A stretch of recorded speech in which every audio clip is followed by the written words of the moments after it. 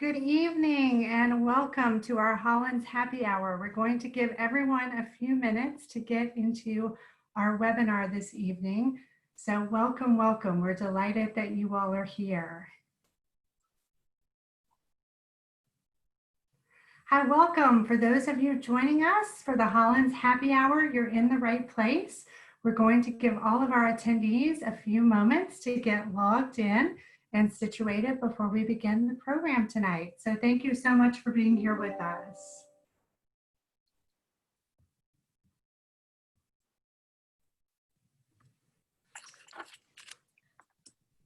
Good evening, everyone. Welcome. We're delighted to see so many wonderful Hollins connections here this evening.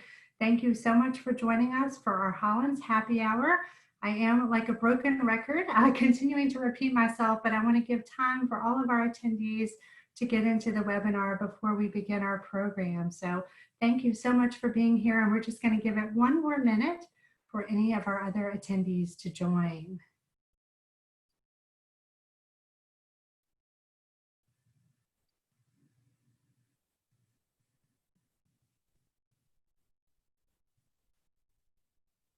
All right, well, we are just about at our magic number and a few minutes after 5:30. So I want to just say welcome to those of you who I have not met face to face. I'm Lauren Walker, class of 2004 and Director of Alumni Relations at Hollins. I am really so excited to see so many familiar names here with us tonight. And as you're able, we would love for you to use the chat feature to let us know your name and class year so you all can sort of see who's here with us this evening and we can make a note of your attendance. So thank you so much for joining us. And we do have some moderators in the chat feature, so if you run into any challenge, please don't hesitate to ask, and one of my colleagues can sort of help you out. We are really thrilled for our second Hollins Happy Hour and delighted to have Professor Emerita Jeanne Larson with us. A woman who really needs no formal introduction, but I'm just so delighted. Jeanne was with us at Hollins for almost 40 years until her retirement last year. And she's here tonight to have a conversation with us, and so we can learn a little more about telling good lies. So if you'll bear with me just a minute, I'm going to switch to gallery view. And Jeanne, welcome. Thank you so much for joining us. Hi, I am happy to be here. Well, I know everyone is getting up and going, and let me just make sure we are on the correct gallery view. All right, perfect. Okay, go back. I'm sorry. Thank you, everyone, for bearing with me. I just want to make sure we have the right view. So technology is great. Thank you to Jasmine and Leah, my behind the scenes team.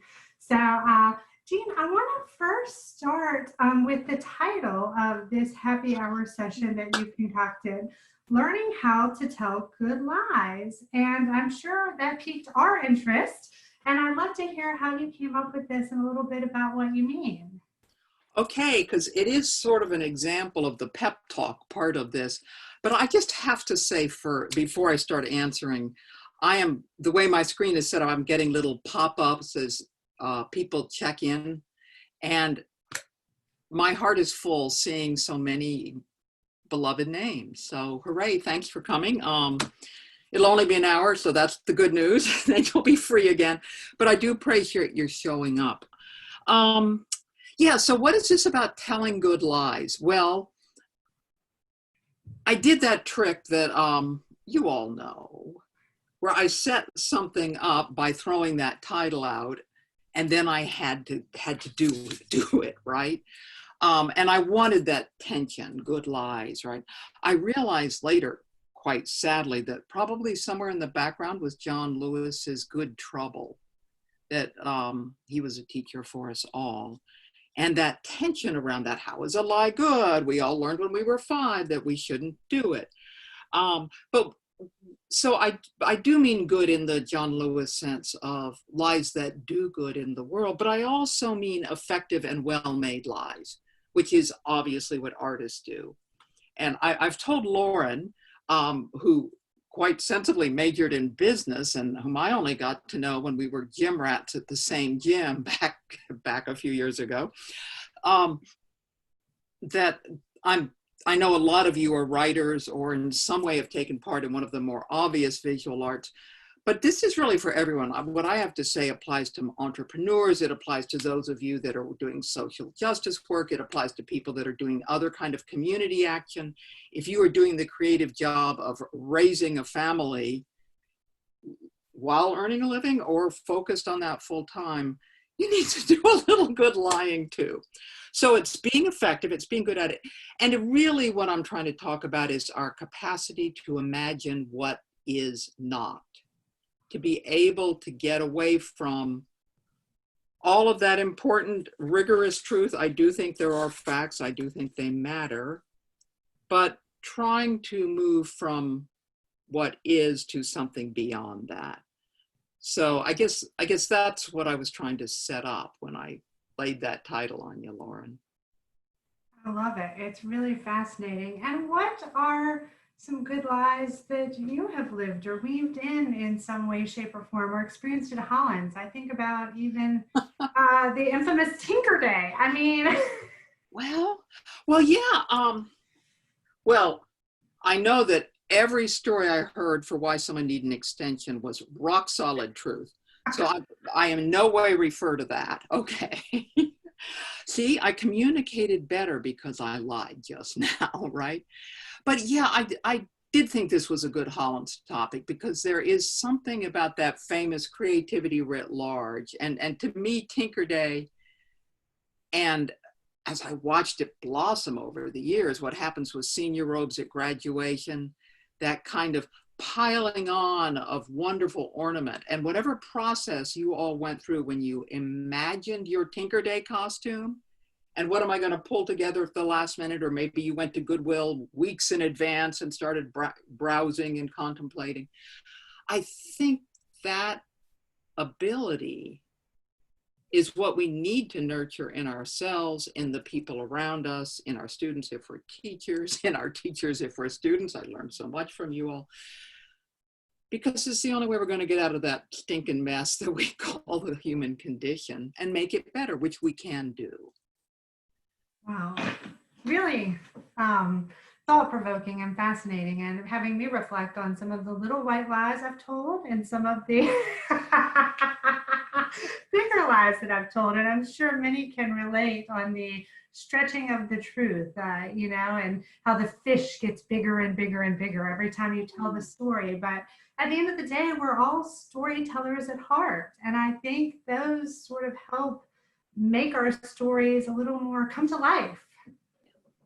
And because you imagine that bigger fish, you go back to the pond, or somebody else does. I mean, I really think there's a positive value to those stretchers. Yeah, I love it. Well, you shared my business major story, and I'm sure there are a few of those dabbled in here on the call, but I'm also guessing we probably have some English majors and creative writing majors. And, I'm guessing there are also some people who maybe joined the call because during this time of quarantine are considering taking on a new hobby or learning more about the writing process. But then also I think about how many of us who enjoyed the arts in different ways that were in person that now have been taken away, and that luxury and thrill is kind of looking a little different from all of us, and just made me reflect on and would love your thoughts on why art matters and why specifically your form of art. Yeah, okay. It's so big, but we talked about this and set it up. So let me hold myself to what I promised myself I would do, which among other things is not leave things on the floor of my study.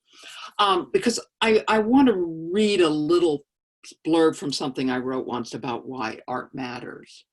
And yes, it's absolutely what I'm interested in is how it matters both to the people who make it and the people who receive it, because we begin with the latter and it's crucial. Again, I think it's because art so often takes us into the realm of what is not. Oh, Even if it's realistic social fiction if it's somebody's memoir, the true story of my life, somehow we're going somewhere new and different, and we get a mental flexibility from that. So we learn that ambiguity is okay. And that is one of the hardest things. But if we don't learn to live with not knowing, consider the people that are doing that vaccine research right now in their laboratories. May they, yeah. may they have good luck quickly, and may they be well. They, they have to deal with not knowing. And in fact, they have to deal with knowing that the odds are that any individual lab is going to come to a dead end, but that's okay because they tell themselves the story of the larger process that's going on.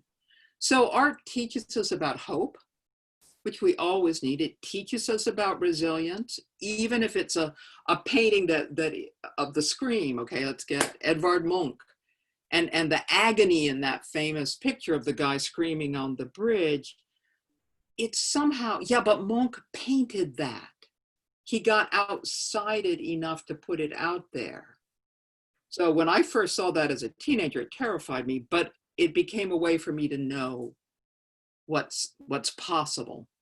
So we need it to nurture our weary brains. And I don't know about you all, I'm not the only one I know, though, who finds it a little harder to read something other than the latest Washington Post Oh, digital newsletter, yes. right? It's harder to focus, but we can go there, and it's such a restorative thing. Oh yeah, different points of view. Okay, you all got this in that one English course you took your first year, and you got it again when you were writing your senior or honors thesis in English. We get those other ways of looking at things. And if this country and this world don't need compassionate understanding for different points of view, I don't know what we need it so powerfully. Sorry, I was also like calling myself out on my hypocrisy because I have trouble with compassionate understanding of different points of view sometimes. But that's why I know this is what I'm preaching is right. So two more things I'd hit on that. One is that we need to get rewarded for looking beneath surfaces. Ah, That pick it apart thing you do in a good lit class or a writing class, or when you're talking with your friends after the movie. I think that's crucial. Yeah, I don't have to teach any of you smart Hollins women how to be a little cynical now and then, right? Well, some of us do need to be a little cynical about what is presented to us on the surface, but we also get some richness from connecting with each other and yeah. seeing what's underneath. Because from weird ideas like, oh, democracy, like, oh, well, this computer's cool, but what if it could talk to another computer somewhere else, and we had this thing where the computers all talk to each other? Good things come from that, right? So Yeah. we need that. And we need, finally, I think, the lies that good triumphs over evil, okay? The detective gets the murderer at the end, right? I think that helps us live in a world where it's not always so immediately obvious that that's true, but it reminds us that it's sometimes true.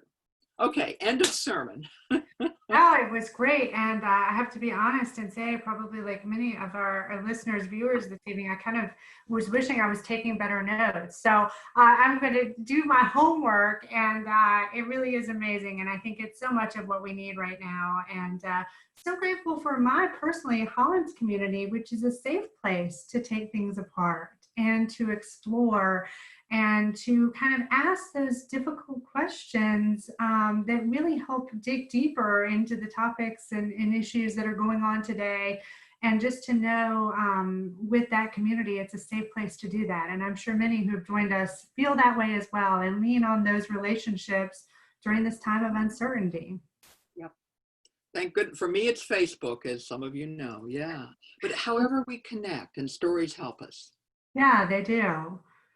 So you have a fabulous book of poetry, What Penelope Chooses. And, it kind of analyzes, it takes a look at some characters in the Odyssey, of which you are very passionate and have a great interest. And I'd love to learn more about what sparked that and kind of how you kept pursuing this and these stories. Yeah. Oh, well, thank you. Yeah. Because it's a good example. I'll tell the little Jeanne story, but I think you're all going to find parallels in your own lives. Started for me with a terrific high school English teacher. And I will say right now, my hat is off to the high school teachers, because I'm sure all of you out there were perfectly mature and kind and sensible in your high school days. But it's easier with college. So, but I had a terrific teacher for 2 years who had us kind of doing really classics of mostly Western literature, but you can't get away from the Odyssey there. And I kind of liked it, and I actually read it all, which might not have been the case for every book. And I carried that around in the back of my head for some decades. But then part of the way I benefited from teaching at Hollins is I had opportunities in the summer sometimes to take summer seminars of some sort. And I had a chance to go and learn about the Odyssey. It was a thing for college teachers who were not classicists, but might use that. And it freshened my brain. I put it on the syllabus of a course so I could learn from my students, and just fell back in love. And this was many decades after high school. And I think there's something about the complexity and richness and the core, oh gosh, I'm going to say relatableness. You might as well know your teachers used to laugh at you when you said relatable in class, at least some of them. Others found themselves saying relatable. But there is something in the truthfulness of the Odyssey that still is true, even though those people were surely very, very different from us. So all of that grabbed me. And then in the way, if you're doing the fairly hard work of being a college professor and trying to be a writer, I did what I had done earlier with my interest in Chinese literature, and I sort of recycled my research. Oh. So I started writing these poems, and I was just going to write a few because we may be talking about creative process later. But, for me, I have to sort of sneak into a big project by the back door so I don't freak out. So I was just writing a poem or two, and they weren't super, but I shoved them in a file. And then I went on, and then I had a bunch, and then I had an idea about form, and that, which was 14 lines, call it a sonnet. And then I kept going from there. But, and I had a terrific, appropriate procrastination option, because there's so much research by all the serious classicists on the Odyssey or Homer generally, that I could go read that and get stuff for the poems, which is always useful for me. And I think I'm trying to think how to translate that to other mediums. Well, it's certainly like when a painter falls in love with oil paint, who's been using watercolors or something, sort of the stuff of it is useful. I think there's other ways. If you're working on community recycling and you discover you like the people and you all go out and have lunch together after you've done the big recycling thing on Saturday morning, and you get this other benefit, that can lure you into staying with it and signing up to help with next month's recycling event. So all right, I'm getting a little free form here. Yeah, no, it was like a hook, and it drew you into the story. And then, so that's kind of how you got involved in Resuscitated, and you keep coming back to it. I think maybe now, would you be willing to read one of your poems for us? Well, I do have a copy of the book here, and some of you have seen the cover 800 times. I really love it, I have to say, because I had nothing to do with the cover. But, but the cover, if you don't know, this is a tapestry by a woman who lived in the late 19th, early 20th century, and it's woven out of silk. It is Penelope at night, and she's doing what we all know from the Odyssey. to hold at bay the guys that were like, oh, Penelope, we want to marry you because your husband's obviously dead and gone. He's been away from 20 years. And she says, oh, but I'm a good daughter-in-law and I have to weave a pall, a shroud for my father-in-law, like a good, dutiful woman. And of course, then I'll marry somebody. And then every night she sneaks in with her little oil lamp here, and she ravels out the thing that she's been weaving. So then this American woman, millennia later, made this beautiful tapestry, which ended up in a barn in Massachusetts for a while, because it had been deaccessioned from a library, from a museum. However, it's now in the collection of the Metropolitan Museum of Art. So that is actually background for this poem. You will recall that pretty early in the Odyssey, when we're focused on Penelope and her son at home in Ithaca going, where's Odysseus? It's been 19 years and 11 months and nobody's heard from him. Penelope's pretty desperate because she can only pull off the scam with raveling the pall for her father-in-law so long. And in fact, she does, somebody spills the beans. But she has a dream. Athena comes to her in the form of Penelope's sister and says, don't worry, you're going to be okay. It's not quite that hopeful, but almost. So I do throw into the poem the words icon and simulacrum to suggest not only this fake dream image, but also the images in the tapestry or the weaving that Penelope's doing. So the only way I could hold my gabbly self to 14-line sonnets was to make the title of every poem another line. The title just runs into the poem, so here it comes. Athena occurs as a sister, fills her in. Ithaca's queen can decorate the telltale pall with apples, pomegranates done in irony rust. Can use brine-blanched fine wool. For fields, the icon says, will be sown with harsher salts. You'll stall the suitors, that simulacrum whispers, but this shows her the barren, full of glib spills, deaths, seductions, circling trash. That textile's shoreline will be unimaginably plundered, oleaginous pandemic stretching upslope, blotching, clogging the Western Isles. Penelope sees the crux. Not wire-keen raft, erasure, expanding, thrummed by glory greed. Work of a future snarled, blue-screened, timed out. She tells this to herself, not to the boy. Well, that's a depressing little poem. I couldn't resist because I presciently used the word pandemic when I wrote it some years ago now, a few years. But I wanted to say something about overpopulation and environmental destruction and the kind of stupid things we're doing because we're human beings. I wanted the poem to be in a context of some hope because it's too easy to just go, it all stinks and we're going to die. Why bother doing that, right? And yeah. Athena did come and Penelope did have an image of her sister, right? And Penelope as a loving mother, in my imagination, in this, because I elaborate the scene, says, I'm not going to tell Telemachus, the 19-year-old son, about this bad part of the dream where I see a future of a planet that's kind of struggling.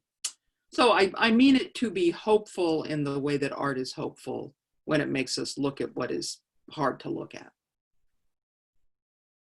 I have other things to tell you about the poem. I owe so much to, I'm reading the questions that pop up on the chat and I'm resisting. Yes, not telling the boy is a lie, but I think it's the kind of lie that maybe the parent needed to do right then. That's a lot of parenthood. Well, and there's something very special, and one of our attendees commented on it about hearing the author read their work. And sharing it in that way just breathes a different sort of life into it. And I think for many of us kind of has this sitting on the edge of the seat, and certainly has piqued our interest into dig deeper into so many things, at which and especially during this time. So thank you, really. Yeah, well, of course, my pleasure. And you should all read the Odyssey. That is, I know I haven't started War and Peace yet myself, but I have with the luxury of retirement. I'm not learning how to teach differently and raising a child or two, or all of those things. So I'm in a luxurious place in that way, but I've been wallowing in novels. But let me recommend the Yeah. Odyssey. Which do you have a favorite translation? Ooh, that's so hard because I have, in my compulsive way, I've read a bunch. I read the Fitzgerald one, Robert Fitzgerald in high school. It had come out in probably the late 50s, or I was in high school a bit later than that. But when I took the seminar, the classicist had us read Richmond Lattimore's because it's very close line for line and in good English. Tina Salloway, whom some of you know, a classics professor, often uses a different one. The one I love, however, and the one I made my Hollins students read, is by Robert Fagles, Fagles. These are all available at a certain big online bookstore or from your indie bookseller. The nice thing about the Fagles translation is Sir Ian McCullum did well, I have it in CDs. It's probably available in a more modern media form, but he read the whole thing aloud. Oh, And wow. this is Ian McCallum. This is Gandalf talking to you, and he sort of does the voices, but not in a cheesy way. So if you have a lot of driving, perhaps in some future moment in your life, or if you are now commuting to work, it can be really wonderful to go back to a story that was, after all, composed to be heard. And finally, of course, I'm going to plug the Emily Wilson translation. This is unbelievably the first translation. And there's a whole Wikipedia article on translations of Homer. But this one, this is the first one by a woman, which is kind of cool. So give her the royalties, right? Yes. And it's quite readable. She does it all in iambic pentameter. And you can just ignore that. But if you want to think of Shakespeare, feel free. It's got a very easy reading rhythm. Oh, And I cool. hope there'll be some talk among people here about favorite translation. Oh, there's I'll lots of argue over that. on the chat, and we'll Great. be sure to share it with you. And some people are even dusting off their copies right near to them. So it's a good Good. project, and the timing seems to be perfect. Well, we touched on this a little, and I think, Jeanne, our attendees would probably love to hear a little about your writing routine and process. I hope I'm not prying. Would you be willing to share a little? No, I will. It's hard for me to talk about work in progress, and I will, in a minute or two, I will segue to the wise, all-knowing professor mode and tell you all what you should be doing. Yes. But of course, that comes out of my experience. I am trying to resuscitate a novel right now. And I tend to go back and forth between poetry and fiction, depending on what's going on in my life and what the project is. And I will say the novel seems right for me now because I am carrying a lot of anxiety, and everything takes so long. Grocery shopping, oh my gosh, all of that stuff you've been complaining to your friends about, keep complaining, you earned it. But it's also, as you said earlier, Lauren, this is such a good time to do that if you can carve out the space. So I am on the days when I don't have a morning Zoom or something like that. Tom Mester, whom many of you know, my beloved husband, whom some of you know as professor, some as a dean, some as registrar, some in other admin jobs at Hollins, is jealous of me for getting to talk with you. So he sends his best. And we go out every morning, and it is heat wave here in Virginia, as where almost all of you are. We're going out quite early, and we get that walk in, and then we have breakfast because I really do like my breakfast. And then I try to have the morning time for myself and doing the writing, and he's happy to have a little peace and quiet too for some reason. So I guess the pep talk I would give you all is, if you're trying to do this, we've all read about the writers who say, I get out of bed in the cold, pure light of dawn, and I go straight to my study and I start writing. And usually between the lines, there's a spouse of unspecified gender who brings in the cup of coffee, perhaps. That's lovely if that works for you. I'm actually too groggy in the morning. I'm just a slow waker-upper. But early is good. Close to the dream state is good. So if you can make it happen when your head's not cluttered, go for it. Some of you may be late night writers, which is the other way of getting close. If you can do something close to every day, and it might not be write 1,000 words, it's not for me, but it might be jot in your notebook for a few minutes, which is how I got a lot of the poems from What Penelope Chooses. It might be reading good fiction or poetry. Sometimes I just let myself say, okay, I'm working on this novel, nothing's happening today. I'm going to sit down with that book of poems that I've been wanting to read. That will keep the channels open in my brain. It might be doing research, but be careful. That's a sinkhole. Feels like a rabbit hole. Oh yeah, but if you're desperate, but figure out in some way, and then you give yourself permission to say it counts. You have a little 3x5 pad. I don't like notebooks. I like 3x5 pads because I can rip up the pages and rearrange things. But the other things I try to do that I recommended, some of you have heard me preach this before, exercise, rhythmic bodily motion. That's why I was going to jazzercise class with Lauren back in the day. That's why Tom and I walk. I do yoga. These days I'm doing yoga while listening to All Things Considered, except today. And sometimes I'm sipping a little red wine, not every night. And I find that bodily stuff makes me a better writer. So do it. Spend some time focused on the breath. Poets have to do this, musicians, I'm sure. And it might be meditating in a kind of formal way. It might be contemplative prayer, but if you're in a religious tradition, go for it. It might be sort of mindfulness meditation. It might be, again, just being quiet, which for some of you, it's very hard. Your quiet time might be when you're in the car on your way to the supermarket. Turn the radio off. You can catch up on the news later. Other tricks? Shall I keep going with tips? Yes, I'm just on the edge of my seat. And all right. great. Well, pretend you know what you're doing. Ah. The secret of my Hollins career, right? That is, throw out a title and then you'll figure out the rest of it.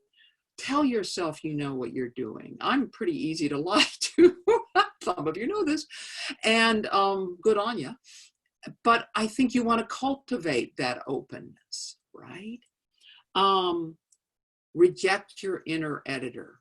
I know some of you heard me say it in class. I think we all need to do it. And that includes the editor, again, if it's a social service project, if you're going to start a new business, if you're going to maybe interview for that new job, but gee, you don't know if you're going to get it, just tell that voice, acknowledge it. You can't repress, right? You have to say, yeah, I hear you. Hello, I greet you.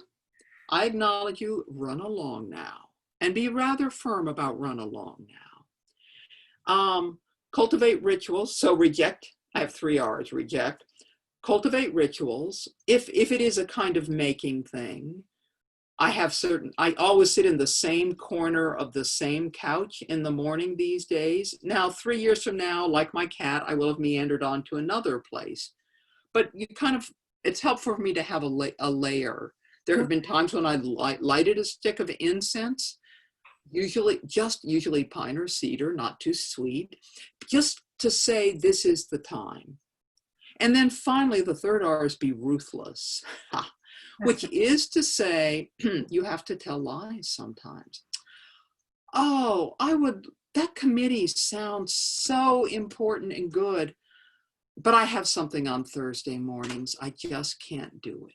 I'm sorry. And what you have is the time when you sneak in and you just do a little drawing in your sketchbook or whatever it is that feeds your imaginative life. So um, it means having less of a social life if you're really serious about making art. And that is a sacrifice, right? Absolutely. Um, it means living in a dirty house. I personally did not find that a difficult sacrifice, but I, you just might have to lower your standards a little bit. Yeah, give yourself permission to do that. And I Yes. think that's, a lot of what many of us are wrestling with now, especially as we might juggle that home and work now are the same place. And I love your idea of sitting in the same spot and, kind of giving your body or your mind those signals that it's time. I mean, we used to maybe go into the office, and again, that was work, but you're giving yourself, this is my creative time. So, Yeah. brain, pay attention here. Yeah, yeah. And I hear tell some people who are doing active parenting have been known to sneak into the bathroom and close the door and write a little bit, or just do the exhale, inhale. Yeah, yeah. I love Yes, that. I would love to hear how all of you are coping with the challenges of the last few months, but making a space, if it's just a corner, that's a good one. Yeah. Yeah, that's great. And it's so helpful and such a good reminder for all of us and to make that time for yourself. And it's okay to say no to other things to give yourself that creative outlet. And Oh, and maybe you're seeing a name on those of you that can see the name of participants or people who are chatting. Maybe you find someone to cut a deal with that you don't have to start a writers group. You just check in every 2 weeks, but knowing you're going to ah, have to do that, that might be accountability. helpful. Yeah.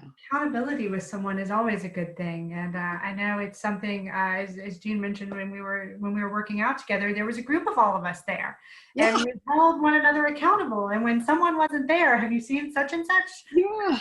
Is she I, traveling again? yeah. Oh yeah, I was traveling. Back in the day.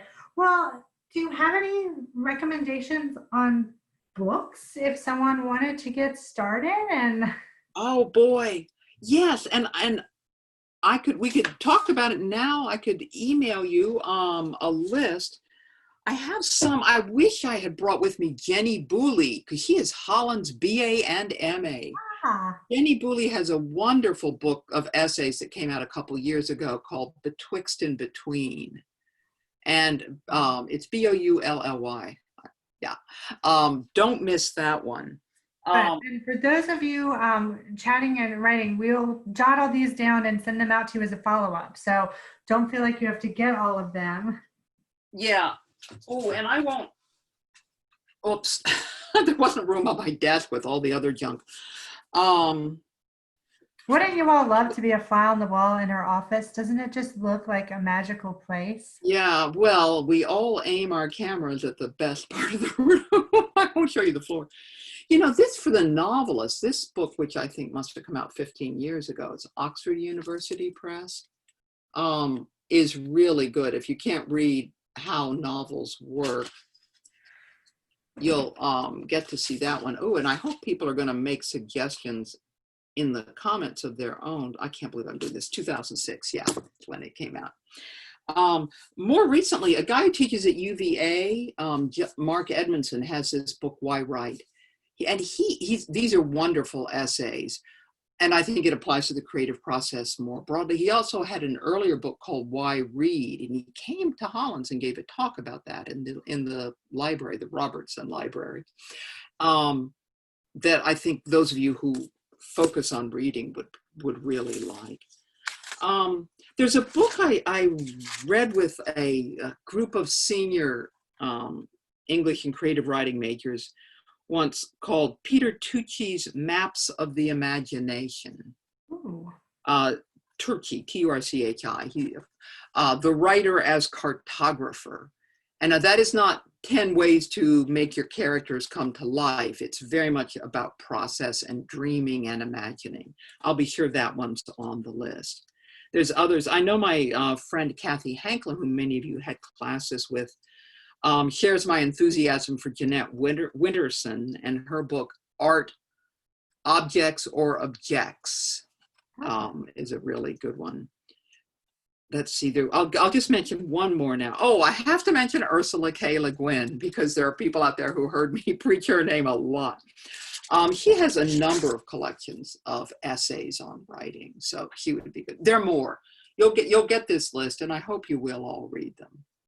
That's great. Well, it's a fun time to take on a project, and I think there are lots of exciting titles floating around on our chat feature. So I'm so glad people are connecting and sharing because that's what this is all about. And that is what our Hollins community is all about. And that's where the idea for these happy hours came about, is so that people can connect and share and reconnect with Hollins. Yeah. You know, even though we're all at home and doing our own things, Hollins is always here. And it's super exciting to see so many engaging with one another and reconnecting in meaningful ways.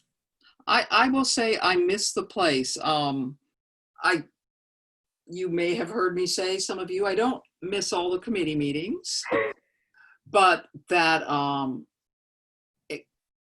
that energy of going into a classroom or talking one-on-one in my office, or eavesdropping when I walked behind a couple of people on front quad, or just hearing the laughter erupting from West was really inspiriting. And it's going to keep going in whatever form it works out. The committee I'm most glad I'm not on, of course, is the one that's working out the way Hollins will cope with that changing situation. But I know they will cope. So. Absolutely. No, we're excited, and plans are moving forward to welcome our students back to campus this fall, and of course monitoring everything on a day by day. But I know myself included, like many of our professors, are so excited to see the campus come back to life, and it is just such a special place. I know, Jeanne, as we kind of come to the end of our time together, this year has not probably an odd year for retirement, and I am sure you had a bucket list of places to go and things to do. But as you think about it and you've reflected on a little, any other last tidbits of wisdom for your many students that are here, or reflections that you'd like to share? Because we certainly would love that. And again, just having so much fun connecting with each of you this evening. Yeah. It's hard to process the disappointment. I will tell you, I had this spring, I had a couple of readings. I was going to see my brother in Florida. Tom and I had a really delicious walking trip in England planned. And those, of course, didn't happen. And they are as nothing compared to the larger suffering of other people. So we have been adjusting and focusing on gratitude. I hope that doesn't sound schmaltzy, but it's actually how I get through the night. And I think that if you out there know that, take that time. Hollins has got to be on the list, even though it drove you nuts sometime. I think I like having gone through a transition. Much as I miss Hollins, I had taught enough. I didn't want to get stale. I didn't want to not love my students. So I knew I should leave before that happened, which some people might never get there. I like having to change. I would just as soon not have the extra changes that started kicking in. And actually, I started hoarding groceries on February 27th. So, but in a sensible way. But even that is a chance for us to learn something. Even the stories that we don't like teach us. Even the fact that we have to lie to ourselves, I can handle this, I'm not freaking out. That's a good capacity and one we need to nurture in ourselves. It's great, and it's so important. And I know everyone can see it on the chat, but one of our attendees said, I don't think you'll ever quit teaching, just teaching in different ways.